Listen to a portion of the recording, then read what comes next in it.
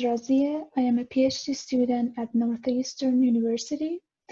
In this presentation, I'm going to talk about our submitted paper to PETRA 2020, Motor Cortex Mapping Using Active Gaussian Process. So let me start by talking a little about motor cortex mapping and TMS. So TMS is abbreviation for transcranial magnetic stimulation and is a non-invasive method to study the excitation balance in the human brain.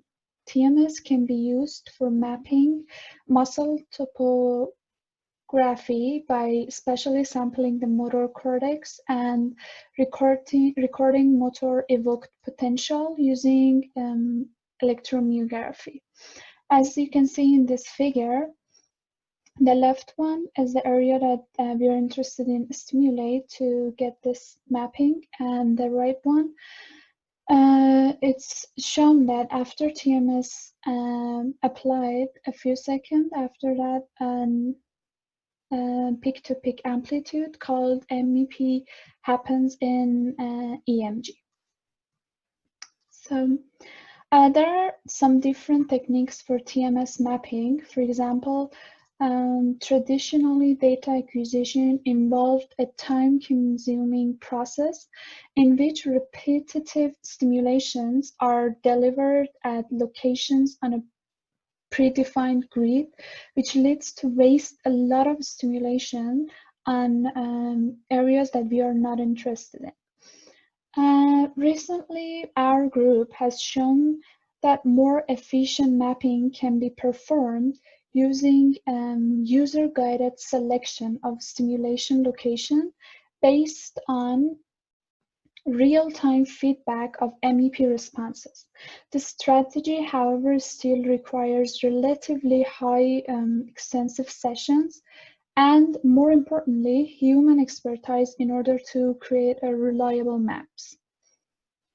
As you can see in this figure, the left figure shows a target function that we are interested in, and the right one, the black points, shows the points that user have selected.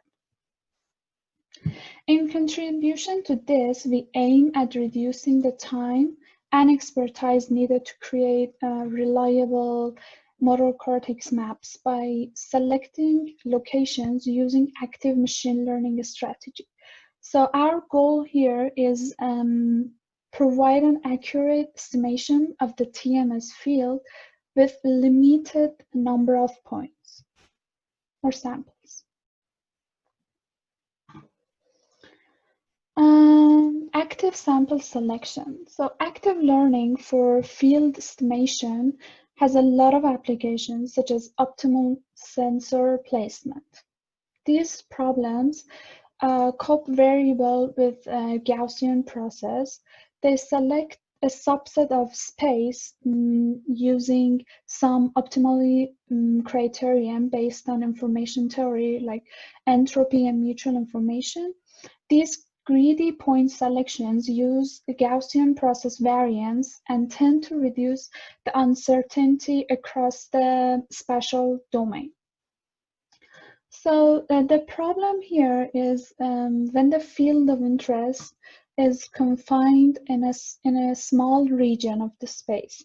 So these methods are going to waste a lot of points in the less interested location. And as I said, it's because mutual information and entropy use GP variance to select the next point, and GP variance depends exclusively on the location points, neglecting the information provided by the measurement take at those locations. So an alternative approach here is using the variations of functions to predict optimum future stimulation locations. So let's talk a little bit about Gaussian process and Gaussian process regression.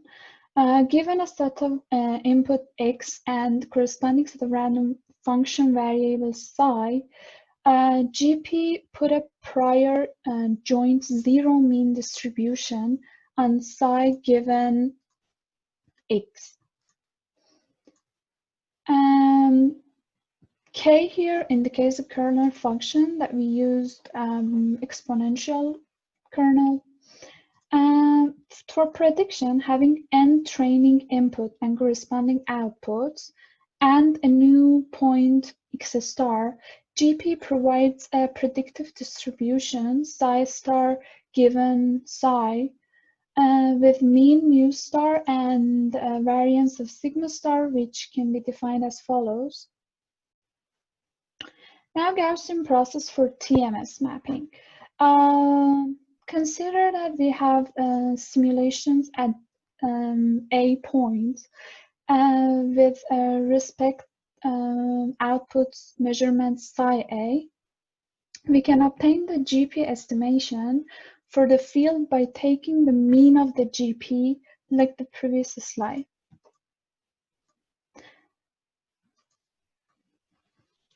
Moving forward,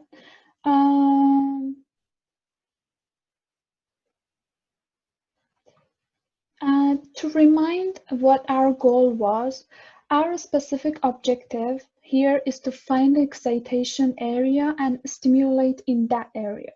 So differently from previous works, which directly considered Gaussian process distribution provided by the GP for computing this entropy or mutual information, here we model the Gaussian process mean as a random variable and construct our location selection criteria based on this random variable. Just a quick overview of entropy and mutual information. So a good conception of uncertainty is the conditional entropy. At each iteration, the index L star should be selected, leading to maximizing this conditional entropy. For Gaussian, we have this closed form for entropy, which only depends on variance of the predictive GP. We can also use an alternative approach based on mutual information. So the goal here is to greedily select the next point that provides maximum increase in mutual information.